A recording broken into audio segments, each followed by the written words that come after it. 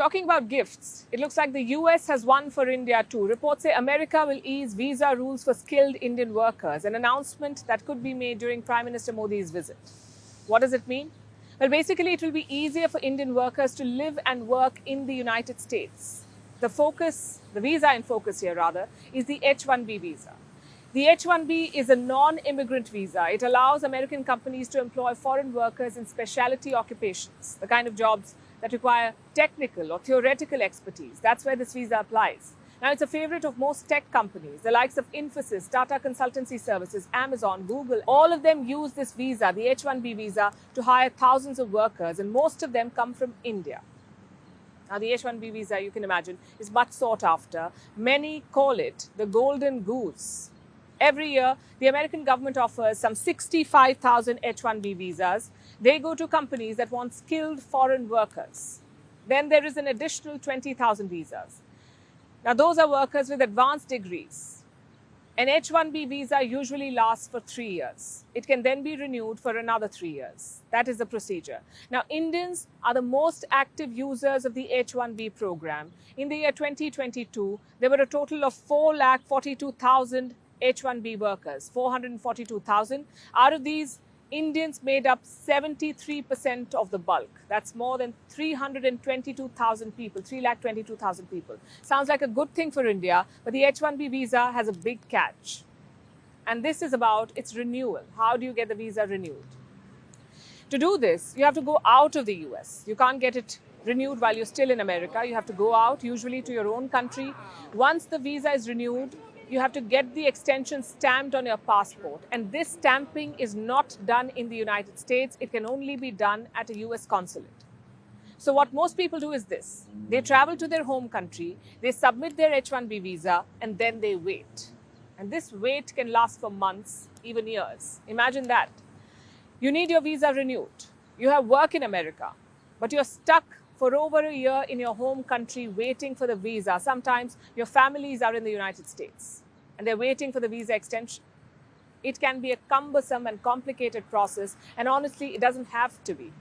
Until the year 2004, the H-1B could be renewed or stamped inside the United States. And now the Biden administration could start that again. They could revive that old practice. This will allow Indians to renew their visas in the US. They won't have to travel abroad. And this is part of a pilot program. It will first include a handful of skilled workers. The program will then be expanded over the years. The pilot program will also be available to some L1 visas. Now, these are for people transferring within a company to a position in the US. They move from one company to another in America. Now, if approved, this will be a major relief for Indian tech officials. They will not have to leave the country or their families for just a visa restamping process. And this helps in more ways than one. It helps the Americans too. If people can renew their visas in the US, it frees up resources for visa interviews in American consulates all over the world. You know about the long waiting times for a visa. The Biden administration is trying to streamline the process to cut the waiting time.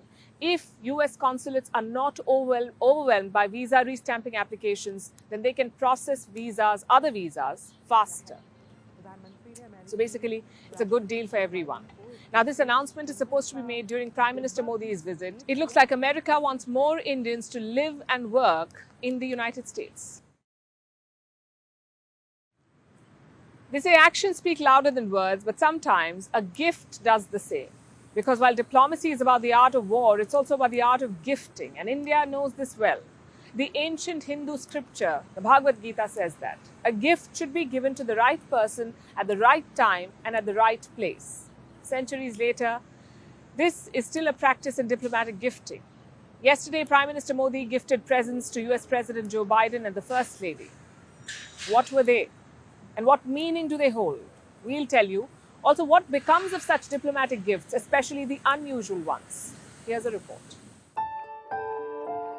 According to an ancient Indian text, completing the age of 80 years in 8 months is an important milestone. It's when an individual becomes Drishta Sahasra Chandro, one who has seen 1,000 full moons. According to Hindus, this is a matter of celebration. But it could also be more. For instance, a creative gifting idea. On Wednesday, US President Joe Biden hosted Prime Minister Modi for an intimate dinner at the White House. They discussed a wide range of issues. There was also a musical tribute to Indian culture.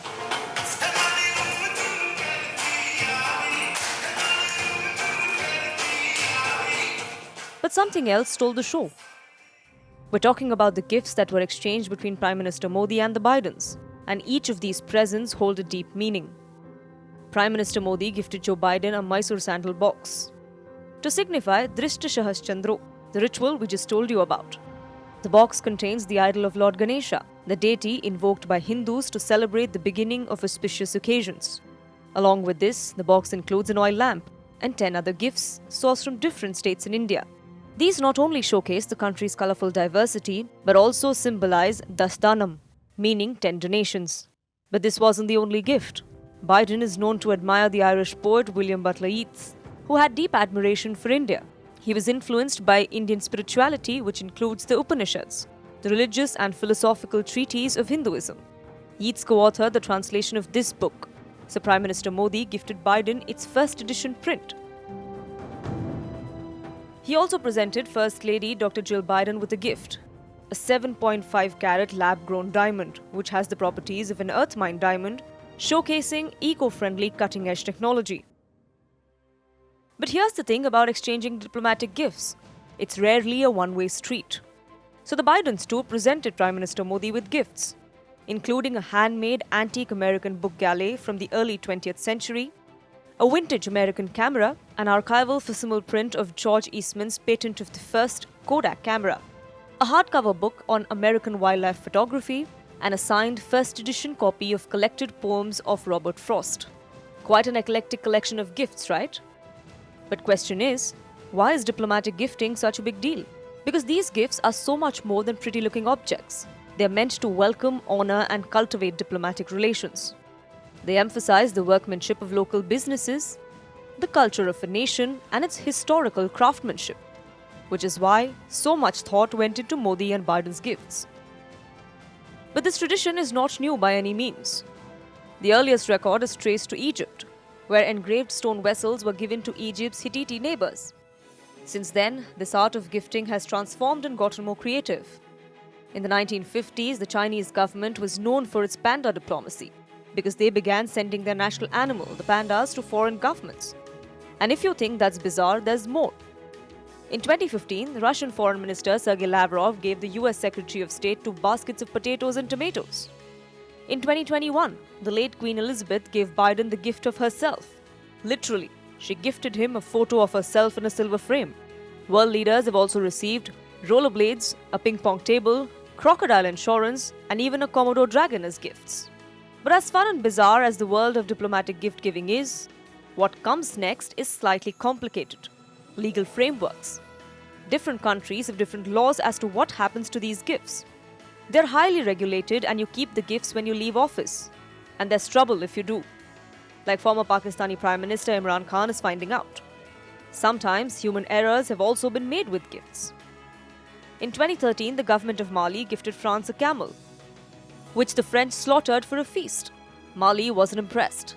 Such mishaps can complicate diplomatic relations. So diplomatic gifting is a tricky business.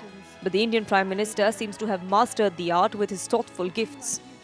And we're glad that this time no one presented a picture of themselves along with a reptile insurance. A lot of things influence foreign policy, like history, culture, even geography. But an equally important factor is personality. You see, policy is driven by individuals. If someone likes you, they will help you. If they don't, they will make your life harder. So let's look at Joe Biden, the President of the United States. What are his personal opinions and what is his track record on India? Well, Biden, as you know, is an old hand in American politics. He was the US Senator from 1972 to 2008. He was Vice President from 2009 to 2016 and President since the year 2021. So simply put, Biden has been around for a long, long time. In his Senate days, he was closely linked to foreign policy. In fact, he served as chairman of the Foreign Relations Committee. He saw India-US relations evolve up close. And did he approve of it?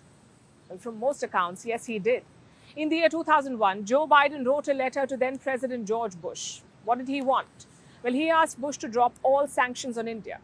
Remember, these sanctions had been imposed after India's nuclear test in 1998. Joe Biden wanted these sanctions against India to be dropped. He was also soft on New Delhi after the nuclear tests.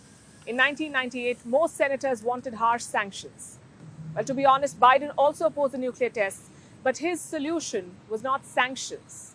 It was engagement. And this is what he said. India is not a rogue state. It is not a Libya, a North Korea, or an Iraq. It is the world's largest democracy, and it is a country with which we share much in common. Joe Biden was a lone voice then. The nuclear policy shaped his opinion on India. He had another chance in the year 2008. India and the US were negotiating the nuclear deal in that year. And Biden, as a senator, came to India. He was in full support of the deal struck by George Bush. He also voted for it in the Senate. But some of his contemporaries did not, like Bernie Sanders. He was Biden's Democratic rival in 2019. He was one of the 75 lawmakers who now want Biden to lecture Modi. Then came the vice presidency of Joe Biden. He visited India again in the year 2013 as vice president of the US, and he made a trade pitch that has now become a realistic assessment. It was in 2013. Back then, India-US trade was about $100 billion, and Joe Biden wanted it to be $500 billion. The Indian government is also targeting the same now, but Biden talked about it 10 years back. During his presidential campaign, Biden talked about a special bond between India and America, and by and large, his record has been positive. More engagement, more trade, and most importantly, more trust. Under Biden, India became part of the I2U2. This is a West Asian group with 4 members, India, Israel, I2, and the UAE and the US, that's U2. Now we are hearing about jet engines. If Biden clears this deal, it would be a landmark event, almost on par with the nuclear deal, we say. Then you have semiconductors. India and the US signed an agreement to boost innovation in chip making. Both these things are strategically high value, jet engines and chips. Also the Indo-Pacific. Under Joe Biden, the Quad was elevated to heads of state level. The first summit was held in 2021. The latest meeting was in Japan on the sidelines of the G7. I know it may sound like Biden is the perfect partner for India, but remember, there is self-interest here. If Biden is helping India, it's because he's getting something in return, a lot in return, in fact. A valuable partner in the Indo-Pacific, a military and economic power. Biden's India policy is rooted in 2 things. One is realism. The other, you could say, is inheritance. You see, Biden has inherited a pro-India policy. From Clinton to Trump, every president has done their part. Clinton was the first US president to visit India since 1978. George Bush struck the nuclear deal. Obama came for the Republic Day parade. And Trump elevated the relations to comprehensive global strategic partnership. Now it is Joe Biden's turn. He needs to put political capital behind this relationship, but there are challenges too. There always are. Biden keeps talking about human rights in foreign policy. And to be fair, he's not said anything to India or about India, but some in his party want him to. And if he does, well, he risks a lot. For starters, the public opinion back home in India could change. After all, no one likes to be lectured to, especially by an imperfect democracy like the United States of America. So the key for Joe Biden is sticking to pragmatism, to treat India as an equal partner. And finally, we have something about a burial mound. I know this is a topic that rarely inspires excitement, but what if I tell you that we're talking about the Stonehenge of the Netherlands? Stonehenge, as you would know, is in Britain, a well-known, mysterious, prehistoric monument. Now, something like this has been discovered in the Netherlands, a 4,000-year-old religious site. Dutch archaeologists have dug it up. It includes a burial mound, which served as a solar calendar. Now, this is exciting news for the world, but mostly for the Dutch. Our next report tells you more. This is Stonehenge, located in southern England. It is one of the world's most iconic archaeological sites. But more than that, it is also a great enigma. It not only inspires awe, but has spawned countless tales about where it came from. Well, its origin story may not be clear. But according to archaeologists, one thing is, it has a sibling of sorts, but not in England, in the Netherlands. The Dutch archaeologists have made a fascinating discovery. They have found a 4,000-year-old religious site in the town of TL in the Netherlands and have nicknamed it Stonehenge of the Netherlands. It includes a burial mound about 65 feet in diameter. It contained the remains of about 60 men, women, and children. But later it had a purpose to serve. This mound was a solar calendar.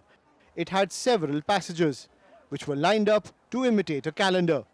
The sun shone directly on these channels, on the longest and shortest days of the year, and with this, people could determine important moments of the year, like festivals and harvest days. But why has this site been dubbed the Stonehenge of the Netherlands?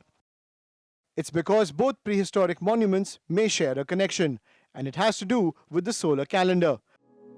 The Stonehenge too is believed to have been a religious burial site, later moonlighting as a solar calendar. So this latest discovery is quite exciting for the world, but more so for the Netherlands, because this is the first time a site like this has been discovered in the country, and while the joy is only recent, it has taken a while to get here. Digging on the so-called open-air sanctuary started in 2017.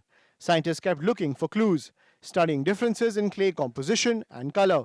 So eventually they discovered 3 mounds, one of which is a solar calendar, and 2 smaller mounds, also a single glass bead inside a grave.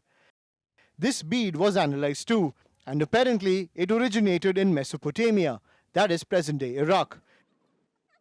This means the bead traveled about 5,000 kilometers 4 millennia ago. How is that possible? That's a mystery. Experts say glass was not made in the region. But that's the thing about excavating burial mounds. They are a treasure trove of knowledge, and sometimes actual treasure. Like the Valley of Kings in Egypt, it was discovered in 1922. In 1974, thousands of life-size terracotta figures representing the emperor's army were unearthed in China. And recently, researchers unearthed a shield-shaped bronze mirror and a massive iron sword in an ancient burial mound in Japan. For decades, burial mounds have been a key to discovering secrets of the past. And they make for fascinating stories, even if they are wild guesses, because burial mounds may be a gateway to the afterlife according to some cultures. But often, they even provide a window to the past. For our next story, let's talk about the C word, climate change. For starters, it's real. Our planet is heating up, and there is an urgent need for all countries to come together to ensure timely action. One such attempt is being made by French President Emmanuel Macron, a rather ambitious one. He's hosting a 2-day summit in Paris starting today. The agenda is clear: to draw an economic plan for the global south and to help them fight climate change. Now, this is not the first time that such grand plans have been made or talked about. But will this meeting make a difference? Our next report explores. What comes to mind when you think of summits on climate change? The COP summit, perhaps? A yearly affair where leaders meet, make promises on paper, only to revisit them next year. Now, France is adding another one to the list. A summit for new global financial pact. Sounds fancy and ambitious, right? Wait till you hear its aim.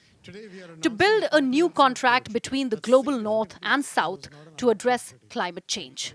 Quite a mouthful. Let's break this down. Paris is witnessing a 2-day summit. French President Emmanuel Macron is co-hosting this with Barbados Prime Minister Mia Mottley. Around 50 heads of states and government are in attendance. These include US Treasury Secretary Janet Yellen and India's Finance Minister Nirmala Sitharaman. Additionally, climate change activists like Greta Thunberg, World Bank Chief Ajay Banga, and IMF's Kristalina Georgieva are expected to be there too. So what's on the agenda? Well, multiple things, like restructuring debt and reducing poverty in the global south. But the overarching theme is this: tackling climate change. French President Macron says the next 2 years are critical. If we miss the target, if we are not sufficiently ambitious and efficient, if we don't move our standards and portfolio, trust of our people will be lost. Which means that all the governments we can engage with you in that direction will be under pressure of their people. Broadly, the Paris summit plans to take off from where the COP27 ended last year. Remember the Loss and Damage Fund? It aims to help developing countries tackle climate change. Now Macron, along with the attendees, are brainstorming on how to finance this fund. The decisions made here, if any, aren't expected to be binding. And that's exactly the problem while dealing with climate change. You see, climate change is a global phenomenon. The crisis needs to be tackled urgently, and all countries have to come together for this. The COVID-19 pandemic, Ukraine war, and staggering inflation in some countries have only added to the troubles. The economic requirements to fight climate change are significant. As per a UN-backed report, the Global South needs investments worth $2 trillion annually by 2030 to tackle climate change. That's a massive sum. How much have the wealthy countries been able to match? Not even its own target of $100 billion. Wealthy nations like United States of America, Australia, France, Germany had pledged this sum. First in 2009 and then again in 2015 under the Paris Climate Agreement. But how much of this was achieved? As of 2020, just $83.3 billion, well short of their own moderate goal.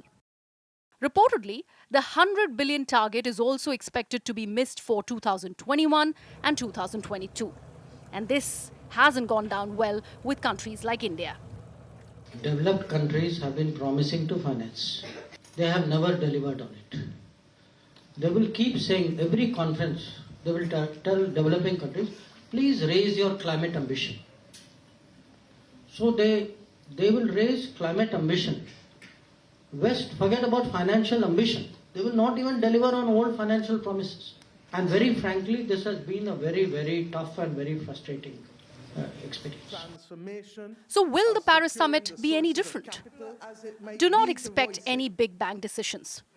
But a concrete action has the potential of separating it from other climate change summits. And more importantly, taking the first concrete step in fighting climate change.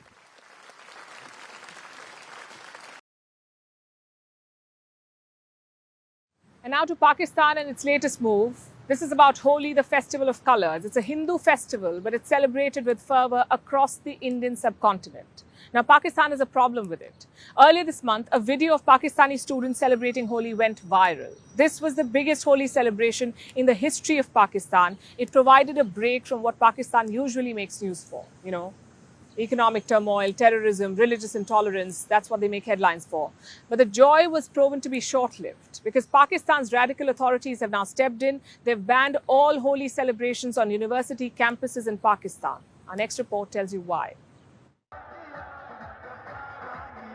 These are Holi celebrations in Pakistan.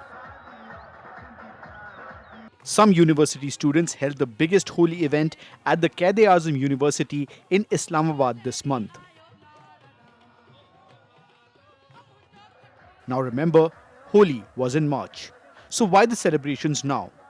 Because the students of the Quaid-e-Azam University organized the Holi event as a gift to their 100-odd Hindu students. This one simple act of celebration challenged their country's social and religious norms. This is how the Quaid-e-Azam University of Islamabad looked on the 12th of June. Young students playing with colours, enjoying their college life. Singing, dancing and celebrating the festival of colours. A festival that was wholeheartedly celebrated in Pakistan before partition. Before Pakistan became an Islamic republic. But fun is a risky business in Pakistan, especially when celebrating a non-Islamic festival. Authorities were instantly furious, and then came the Pakistan Higher Education Commission's diktat. Now all Holi celebrations are banned in universities across Pakistan. That's an extreme step.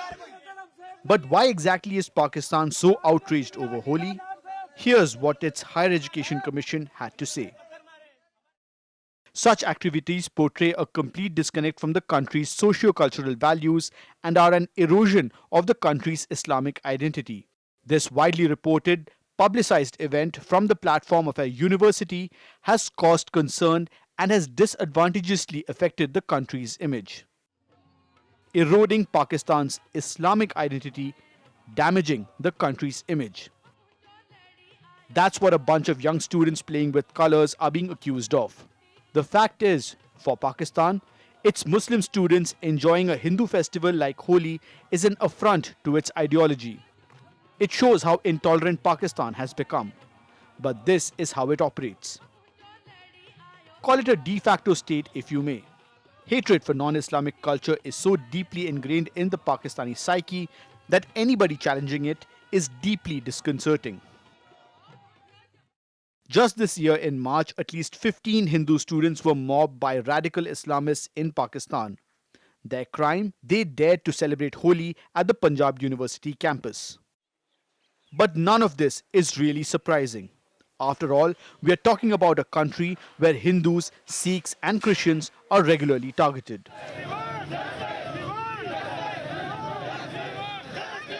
The space for minorities is shrinking day by day.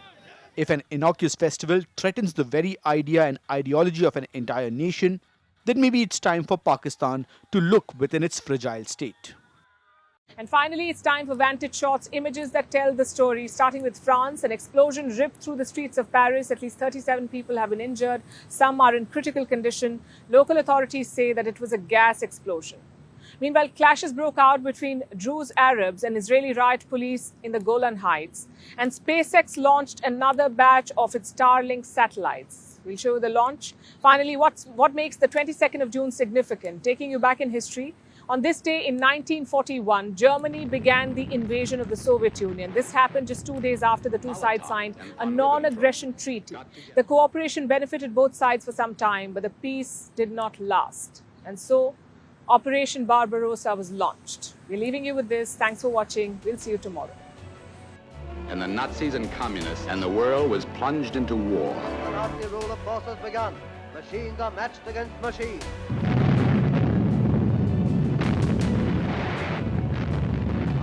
Front artillery batteries are squeezing the arm. The Soviet ring of steel is alive and moving, closing in.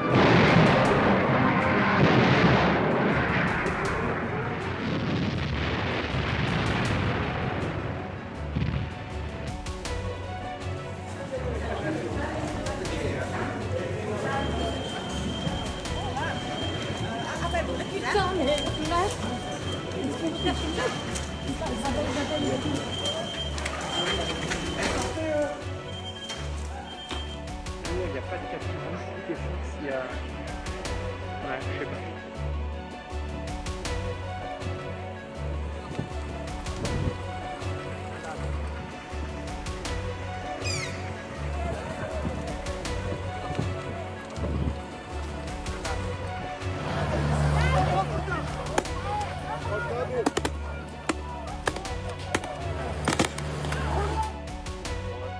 Ignition, engines full power, and liftoff. Go Falcon, go Starlink.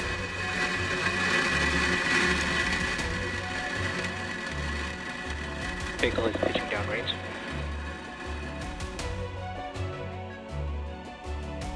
Stage 1 landing leg deploy.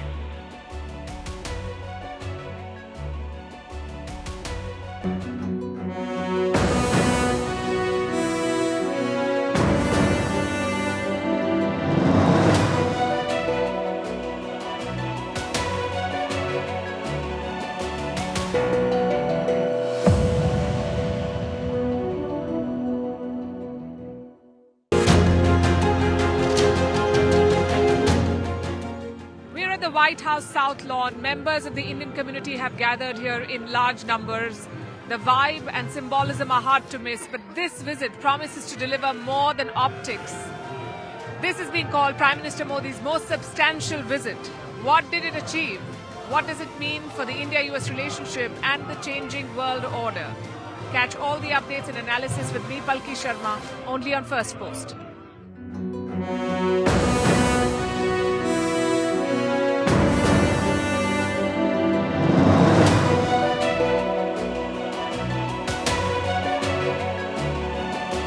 Thank you.